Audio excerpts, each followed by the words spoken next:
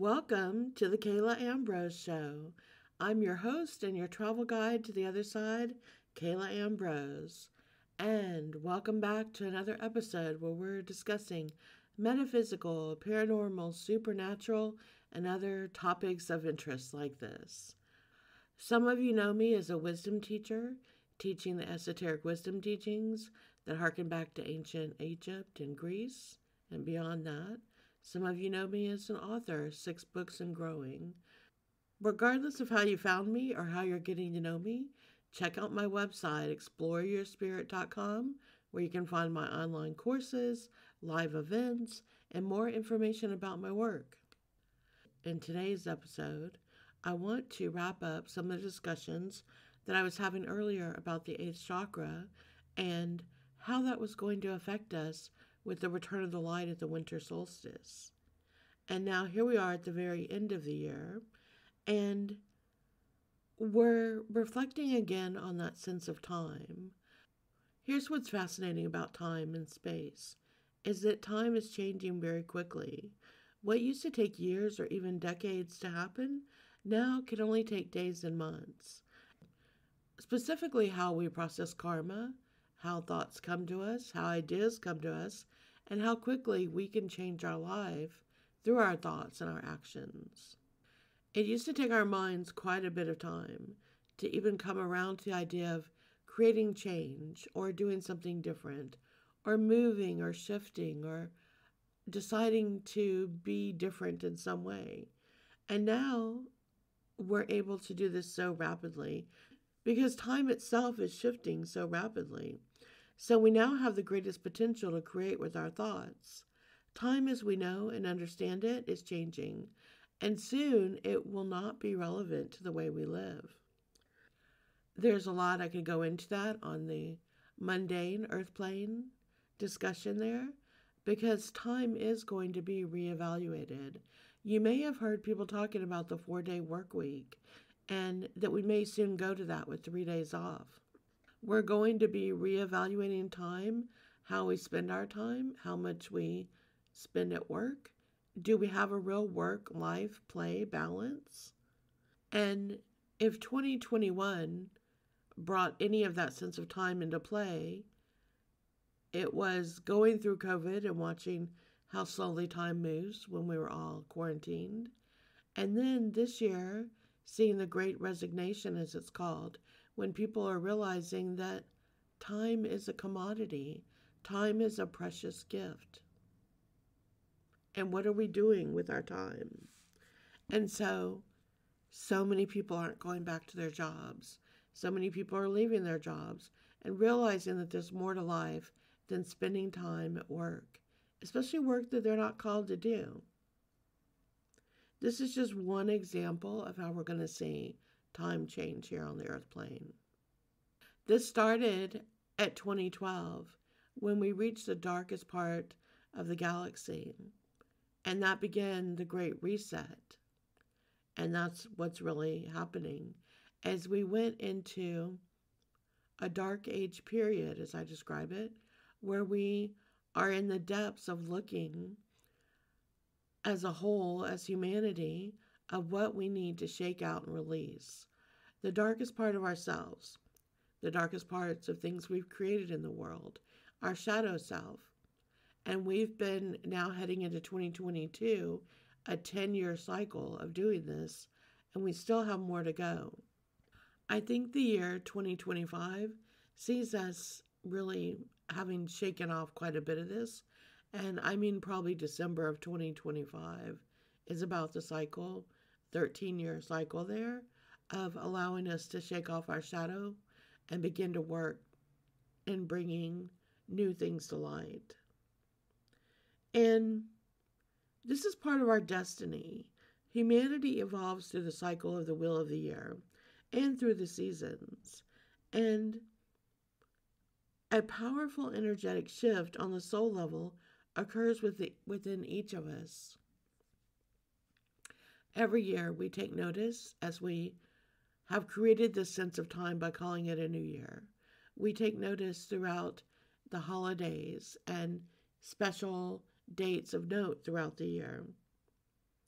And during each of those times, we are asked to engage with that energy and let go of some things and reflect on other things and then regroup and decide what we're going to create. A good friend of mine was talking about a process that she's doing with friends where they pick a word for the year that's going to define who they are and what they're going to work on. I found it to be a really great idea. So for me, I took this concept and thought, I want to create a word for this coming year, and I'd like to invite all of you to do that as well. A word that takes some form of action, and a word that prompts you to make a change. A word that inspires you and causes you to be maybe a little push beyond your boundaries. So when you have a free minute, sit somewhere quietly, silence your thoughts as much as you can, and ask your higher self to send you the word that you should focus on this year. For me, when I did it, the word was shift. SHIFT. There's so much we can say about shifting. Shifting into a new awareness, shifting into a new consciousness, shifting into a new state of being. And what's so powerful to me about this word is with each shift, there is a resistance to change. And we resist change because we fear what change may bring. This is happening on a soul level, personally, and it's happening right now in a greater change in the global consciousness. And no other time has this been more prevalent than during this time right now. We're in a period of dark ages, and we're awaiting the return of the light, which is also the return of hope. So it is during this time that we must find our inner light within and let it shine, and let it flow from within us outward till we become a full being of light, and then we light up the world around us. This is what we're being called to do. Humanity is in the process of moving out of the period of Kali Yuga, as the Hindus describe it, and we've moved into the age of Aquarius, as Western astrologers describe. This shift is our destiny. However, how we choose to react to the changes is our free will. The world is evolving and altering now on a minute-by-minute basis, and with this, many of the veils between this world and the others are lifting, not just from between the spiritual planes, but also within each person. In the ancient wisdom teachings, we describe this as peeling back the onion, the many layers within ourselves that contain the secrets of hidden knowledge and mystery and wisdom. Now, many of these ancient secrets that have been tucked away deep within the layers of our soul are now being awakened and activated again within our consciousness. This is the age of Aquarius, where all of this is revealed. As I write in my book, 9 Life-Altering Lessons, Secrets of the Mystery Schools Unveiled, the wisdom from the ancient teachings were protected by implanting them deep within our subconscious until we were ready again to enter the temple and receive the illumination coming from within. This ancient teaching was hidden within each of us, and as we enter into this new age and time, this information is now being revealed. We are now open to understanding these ancient secrets and the mysteries. And so as we're shifting, we're going round in circles. And one of the first secrets decoded was the knowledge that we are conscious creators, and as such, we manifest with our thoughts and our desires. As we are awakening now on the next level, there are ancient beings that are watching and waiting carefully.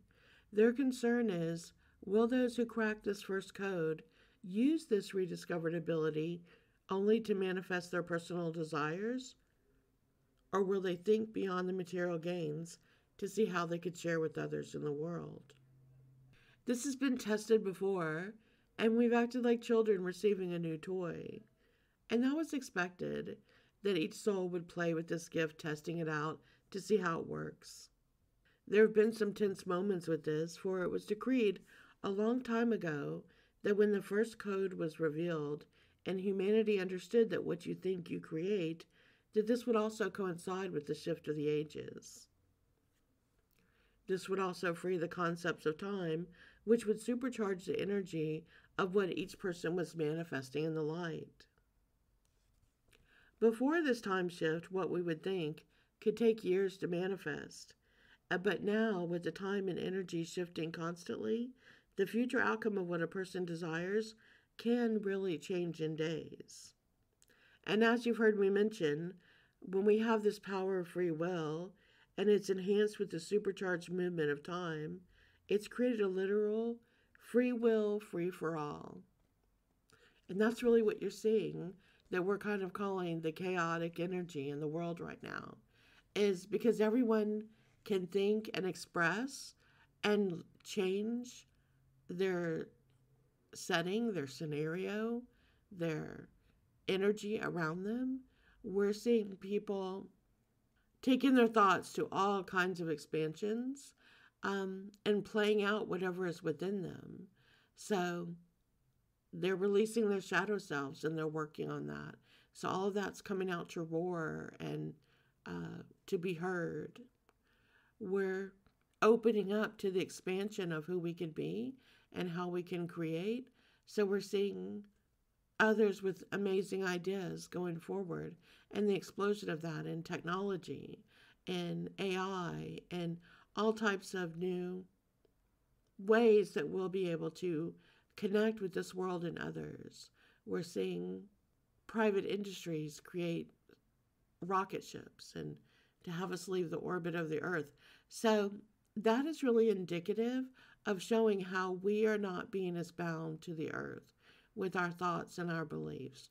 Just as our consciousness is raising up and going into the other planes of existence, we're also leaving the earth and in ships, as we've seen with Jeff Bezos and Elon Musk and Richard Branson. And those thought leaders are showing us that our bodies in the physical as well are preparing to leave the earth plane and to be open to new consciousness and expansion. As above, so below. What we're experiencing in the physical, we're experiencing in the spiritual.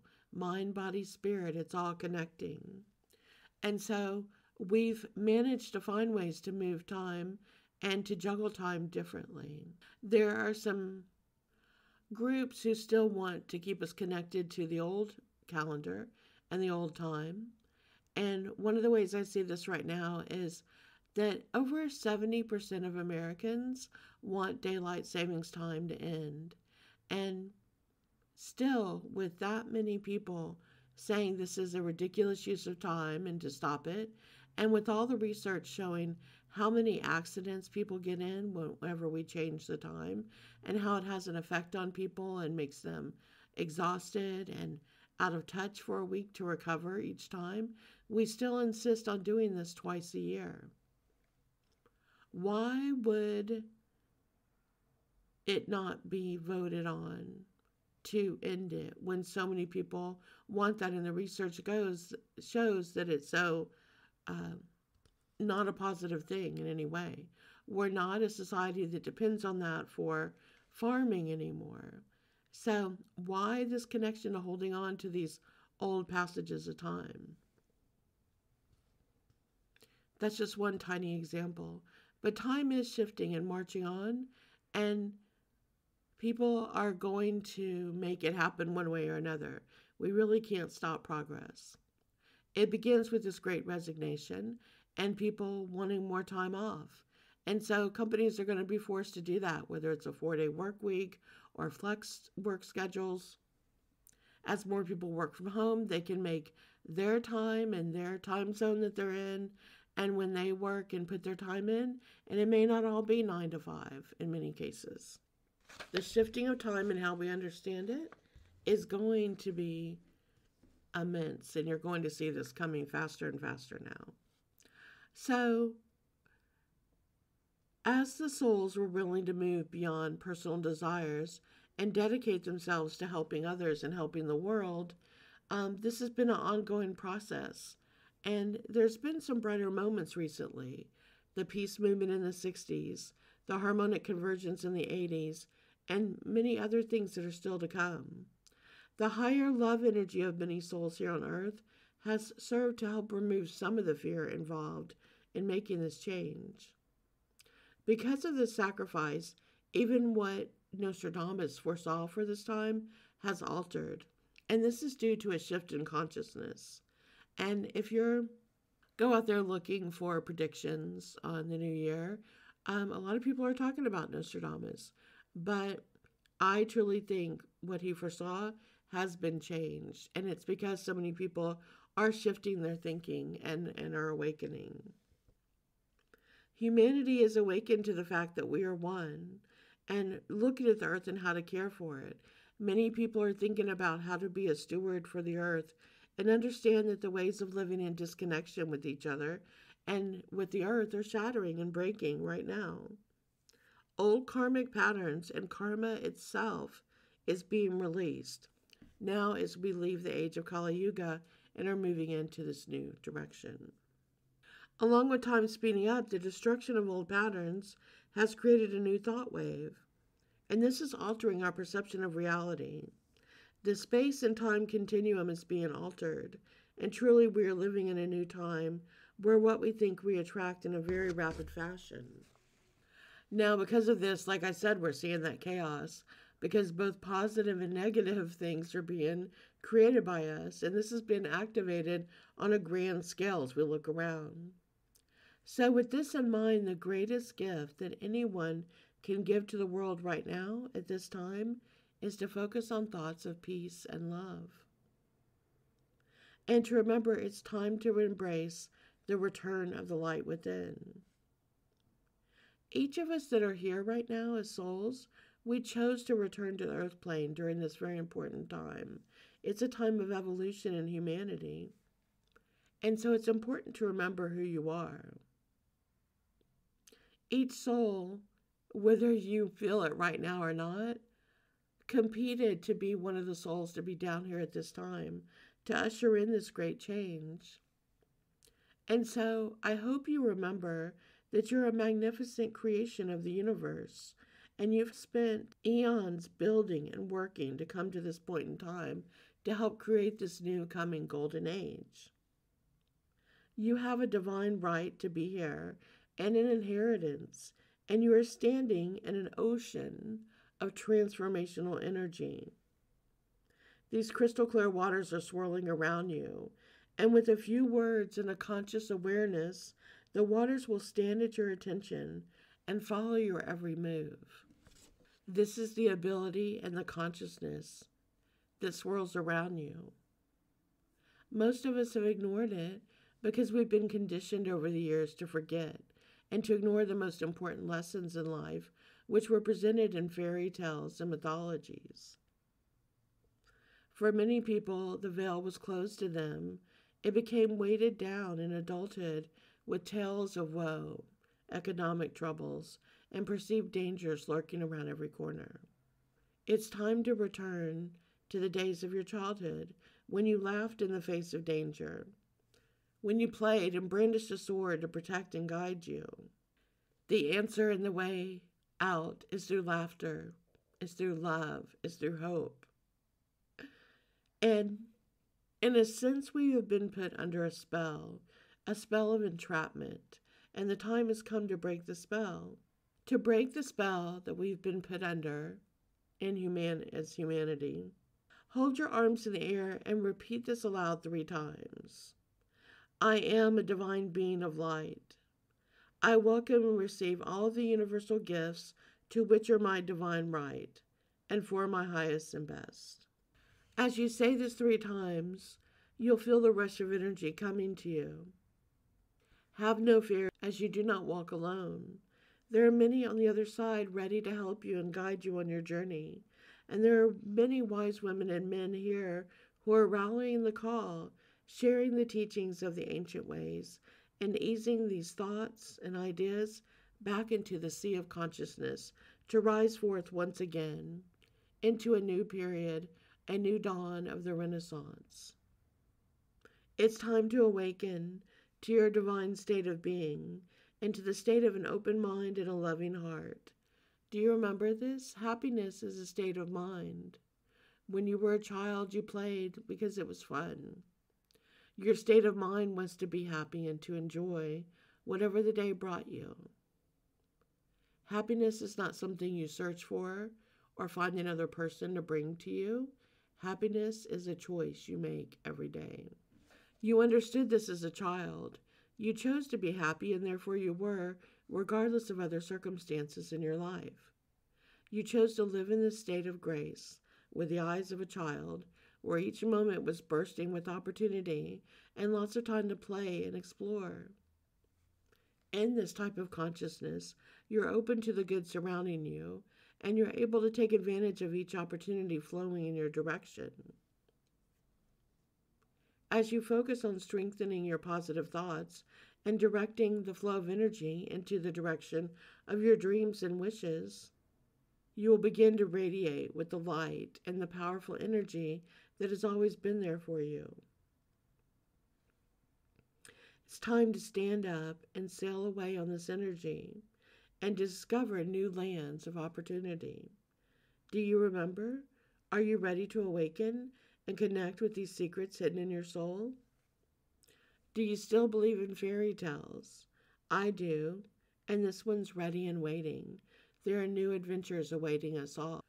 The first key was to remember that we are conscious creators, and therefore we can shift our reality and our thoughts into being. Just knowing this, that we have the ability to do, is a very important first step. The next key is to follow a clue that was shared with us hundreds of years ago. To thy own self be true. It's time to discover within yourself the truth. Nature teaches us at this time, and nature as always prepares the way.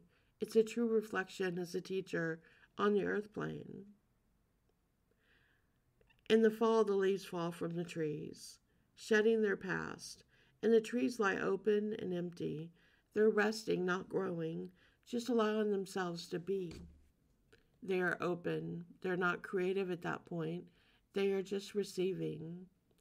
And so the light of the sun, as it returns at winter solstice and then goes forward, shines into the dark and nurtures the newborn life there to be cultivated.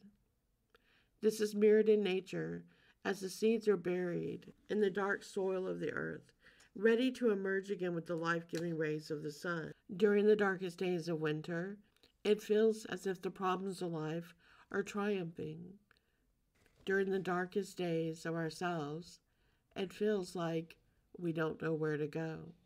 But just like that old saying, it only takes a small candle to bring light into the darkness. This is the same turning point within us. It only takes us a moment to remember that we are the light and that the light lives within us. And as we begin to focus on that light and make it brighter from within, it removes the shadows. They can no longer stay within us. The light grows brighter and they are burned away. It also reminds us that it's good to reflect and to be in the stillness and quiet. In winter, everything lies dormant on the silent earth. It's a sacred time of rest and reflection before the awakening and the build back towards the brighter days of summer. The energy of winter is going within. We must go within to understand who we are, what we're still carrying within us, and what is time to release from ourselves and bring into the light and to let go what is no longer needed. As we consciously link our awareness to nature's cycles, our understanding of our own personal growth begins to deepen. And so we have to understand, just like there are cycles, they're hot and cold, winter, summer, day and night, that perhaps we have been spending time doing the wrong thing. Why have we been suppressing and hiding our shadow selves, our darkness, for want of a better word? When negative emotions come up and we feel them, they're uncomfortable, and so we try to hide from feeling them. But when we fear our own darkness, we cut ourselves off from an essential source of our own personal power. The key is not to let darkness overwhelm our lives and our thoughts, but instead to understand that facing the darkness can be one of our greatest catalysts for personal growth and transformation. Maybe it's even the way to our enlightenment. By allowing ourselves to feel our emotions and experience what's coming from our shadow self darkness, the darkness itself can become the spiritual cave into which our inner light and new life is born. Winter solstice teaches us that, as the great stillness before the sun strength builds and the days begin to grow longer, it can be a time to rest and reflect. For those 3 days surrounding the solstice, we experience the power of a standstill point and a shift of direction. The sun standing still is a powerful metaphor for the energy available to us to change the direction of our lives with intention and to build on this energy. Right now, it's important to understand that it's not a time to pressure yourself. It's not a time to make big changes or be in action in the world. Let the energies of new life and inspiration build slowly within you. By spring, you'll be bursting with new energy and ideas. Now, what I'm saying here is counterintuitive to what we used to be taught about time. If you study with me, you know I've shared this for years. But January 1st is not a great time to make a New Year resolution and try to make a change. It is in the deepest of winter. It is the time we are supposed to be in hibernation, going within, releasing the old, and being still, being contemplative. The energy is in winter, which is not a time for growth and renewal. And this is why I believe that so many New Year's resolutions fail so quickly, because it's the wrong time to do them. It's a great time to think about and plan for the changes you'd like to make and to create those seeds of thought. And then when spring comes, that's when new energy is bursting with growth. We see flowers blooming and the world stirs again. Everything starts to become green and the leaves come back on the trees, the buds, everything's in bloom. The animals are stirring. This is when you really should create your resolutions for change. This is when the new year would be most successful to do all of those resolutions, where you'd have a really good chance of connecting with the energy here on the earth plane in order to see these things really come into being. People have been set up to fail by having all these New Year challenges, motivations that they do on January 1st, where most people, they say by February 15th, have failed and not done well with these challenges. And that's because you're fighting every bit of energy. That energy wants you to take time to honor and acknowledge endings and to begin just to think about new beginnings in your life. It wants you to clear space to make room for what you wish to bring. It wants you to have quiet reflection, to mark the end of the year and the coming of the new, and to celebrate with community in this way, and to see the light returning gradually day by day. It's a time where we cultivate a greater capacity to receive our inner light. And by creating a personal ritual, you can celebrate the dark and the light and invite balance and harmony into your life, understanding that the shadow self, the things we are working to overcome in our life, are there to add pressure for us to grow and evolve. And the light is there to strengthen us and empower us to overcome these things. When we honor personal cycles and the seasons of the year, we are reminded of the ever-changing flow of life that we're connected to. What I love about this time of year at the end of December is that you can always see, no matter what religion or culture, there are certain universal truths that almost every group who has ever been here on earth follows. And one of these is at this time, there's always some sort of celebration that is a reminder of the return of the light. And that's the divine light that guides our way and the inner light within us. No matter what religious or spiritual beliefs you connect with, they all have a focus on returning to light at this time.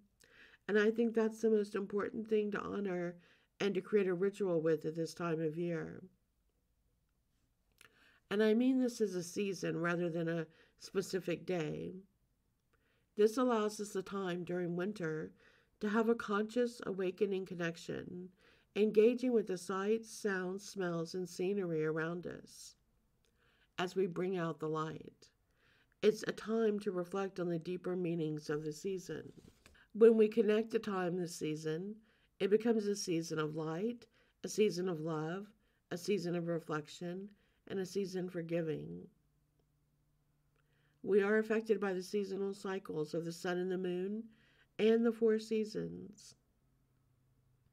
So, from this time beginning at winter solstice, the darkest and shortest day of sunlight in the year, we then slowly move back into the light as we emerge from a deep introspective space back into a new connection with the light. It's a wonderful gift to us.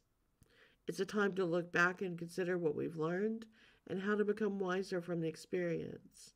It's a time to rest and to reflect on the meaning of the season. It's a time to take stock of our lives and to regroup. And it's a season of hope. The light always returns, a new day dawns, and there is always, always an opportunity to embrace our inner light and then be transformed. Somehow, over time, that pesky word again, we've moved away from this understanding of the cycle of the season of winter.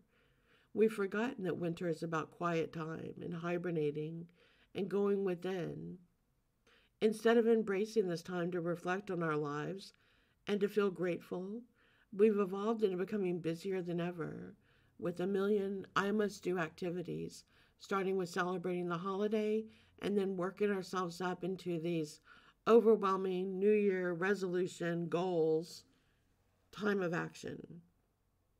When we look closer, what we see is that this busy work keeps us from thinking and feeling and introspecting on what's occurring around us and within us. And this can be very harmful to us as humans because the less time we have to process what we're truly thinking, feeling, and believing, this leaves us less excited about everything. Without proper rest and time, we become grouchy and we lose connection with joy. When we fight against allowing ourselves this time to unwind, we don't allow ourselves to have the energy to rebuild our reserves and our resources in order to go boldly forth in the spring at the time we're supposed to make great change and evolve. The effect of the seasons on our mind, body, and spirit have been noted since the dawn of humanity. Every culture was aware of the effect that it had on our psyche and our mental, emotional, physical, and spiritual well-being and connection. If you're feeling this, I invite you to consider that maybe it's time to look within and see if you are consciously connected with the spirit of winter. Are you going through the motions of what others are making you feel that you must do? Maybe it's time for you to be a new trendsetter and to let go of this idea of a New Year's resolution and that it's the time to do such things. Instead, help change the global awareness and consciousness to understanding that spring, which begins on the equinox around March 21st, is the time when the world begins to be in balance and then tipping into growth. And that would be the best time to create those goals and not be bound by the sense of time as it's told to us that we should feel by the calendar that was created based on January 1st. If you're ready to start honoring the seasons and to consciously embrace what it can do to help you on a mind, body, spirit level, here's some tips. When we acknowledge the seasons, we become aware that the only constant in life is change. Seasons change, people change, nature changes, everything changes. Life shows us the best of times and the toughest. If we don't occasionally take the time to slow down and reflect upon what we've been experiencing, we don't give ourselves the opportunity to work through things or to discern what it all means and then determine how we could move forward into creating a better future. When we don't take the time to look over what's happened to us, we can't reflect upon what we could do differently or better. When we awaken and have conscious awareness of what we experienced and how it is affecting our life on a daily basis, we can then make plans for how we'll take on new projects and endeavors with newfound wisdom and forethought. If we don't do this and we just rush around continuously keeping ourselves busy so we don't have to feel these feelings or think too much, we continue in a spiral of unconscious thinking and feeling. Eventually, the spiral leads to exhaustion, burnout, anxiety, and depression. It's like that old saying, if you fail to plan, you're planning to fail. If you won't take the time to look at what's not working well in your life, you can't fix it.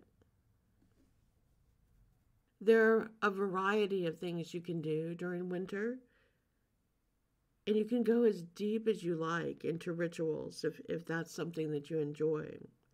You can write down old memories on paper that you want to release and burn them in a fire, seeing them evaporate, or tearing them into tiny bits and throwing them away. But here's the things that I like to do. I like to keep it kind of simple. And these are the things I do during the winter time to help me remember to illuminate from within and to bring the light back. I open all the curtains and blinds in my home and the windows, even if it's cold, just for a few brief moments, and let the sunlight and the air, fresh air in. And so I visualize the light coming through the windows, cleansing my home and filling it with beautiful solar energy. Later, as the sun sets, I follow this sense of time, and so I close the curtains and blinds, and I sit quietly in the darkness there in my home, and I reflect on the most meaningful and challenging moments, both the good and bad that I've experienced this year. I sit for a moment in this, feeling it all, and then I remind myself that I have overcome these things. I'm still here and found ways to get through them. And then I light a candle or turn on a light as I visualize letting go of these feelings and seeing them dissipate and melt away as the light returns. I then visualize the light within me coming from my soul and filling my body with light and emanating outward as it's cleansing all of these old thoughts and worries and feelings and asking them to leave and to be dissipated into nothing as I let them go. The next morning, I like to take a brief walk outside, and I ask Spirit to communicate with me through nature. I notice any wildlife that may approach me and how the wind moves through the trees and any interesting thing of note while I'm doing this walk and having this conversation. And then I honor the process through giving. It is a universal law that when we give, we receive. So, whatever pain I've felt this year, I transform that energy by giving the opposite of that experience to someone else.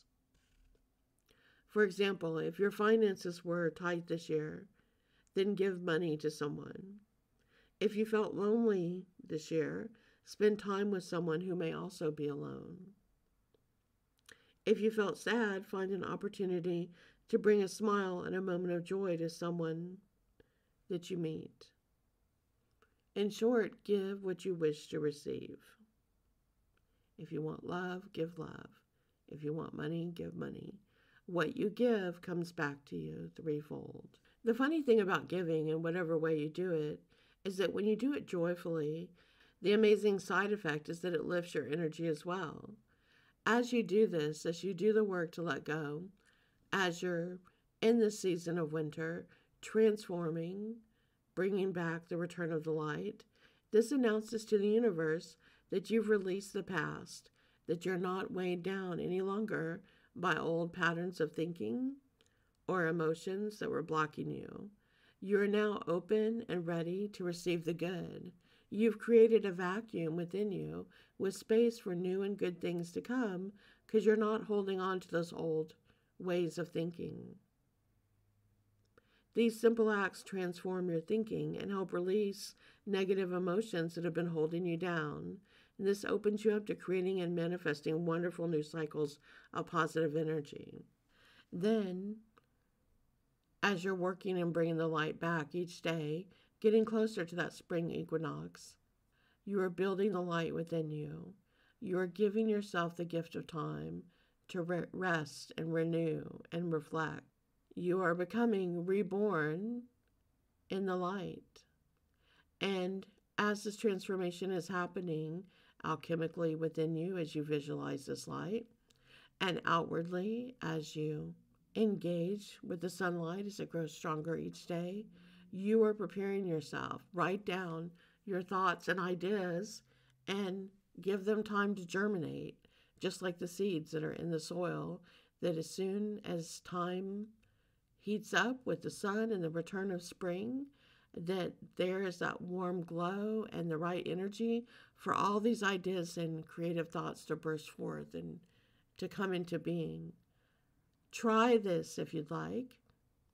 Try, instead of creating your New Year's resolutions on January 1st, wait until March in the spring to do them and see how much more energy you have with it, how quickly things manifest instead of a struggle.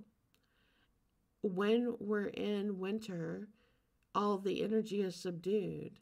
So anything we try to do is going to be more of a struggle. You don't have to be bound by the old ways of time that were scripted here and maybe used to work at one point in time here for humanity, but this is not where we're at anymore. We are in a new age and a new time, and it's time for all of us to begin to consciously consider this and reflect on this and to see the changes that will come, starting with how people work and how much time they're willing to spend at work. And that time now needs to be in balance and to work for us in a different way. Many people are awakening to this understanding, and what I have to say about that is it's about time. My mother was given my name repeatedly when she was pregnant with me. She would have dreams about it. In the dreams, they would tell her my name was Kayla Renee. Kayla Renee. And at the time, she had never heard of the word Kayla, and they were very specific about how it was to be spelled. It was to be spelled Kala. Now you hear the name, but it has a Y in it. But they were very specific about the name being just Kala. This is actually an ancient Sanskrit word, one of the oldest languages, and it means time. It's also a word that's used in many other languages as well. And Renee means reborn. And so my name that was given to me is Time Reborn. And this is a lot of what I teach and what I'm down here to do in this lifetime, is to show people that they can shift out of one consciousness into another and be reborn, and that they don't have to be bound by a sense of time. We can have many rebirths within one lifetime instead of the old cycle where we went through a lifetime, died, and then reborn to continue on, whether it was to work out karma or to have other experiences. I'm here to help people understand that you can embrace all this within one lifetime, and that it's all about understanding how to shift through the moments of time where you can let things go. And with your thoughts, how you can speed things up. And so what is time becomes very different and relevant in different ways. At the core, this is a lot of my work as a wisdom teacher, as I show people to really delve in deep into the questions of who are you and why are you here? And then to understand that you're greater than you may have thought. And so as you shift into becoming a conscious creator, you find different ways to work through time. And that is all the time we have today for this podcast. So I hope you are taking winter to go within and to illuminate the light within you again in order to get ready. And if you do decide to do something different this coming year with your New Year's resolutions to wait for the spring, I'd love to hear how it worked for you.